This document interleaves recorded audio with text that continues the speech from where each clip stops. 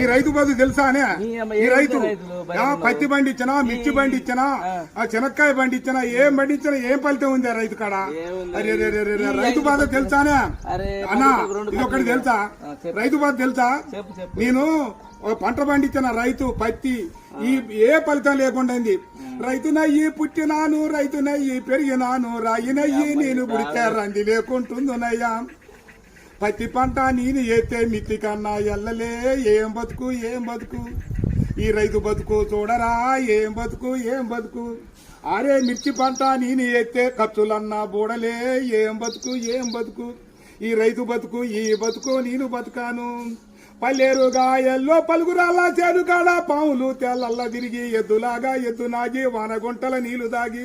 ముళ్ళ కంచాలెక్కి దూకితే గడ్డి మోపే గొంగడాయే పెంటగడ్డే పక్కల ఎత్తుని అమ్మ బతుకు ఏం బతుకన్నా ఈ రైతు బతుకు ఏం బతుకు అయ్యా 5 రూపాయలు అడుగుతావు 6 నెలల బట్టి సాదుకొని నీ ఇంటికి వచ్చి బండి 5 రూపాయల కోసం అడుగుతావు ఈ రైతు బతుకు ఎక్కడైనా చూసుకోలేవా అయ్యయ్యా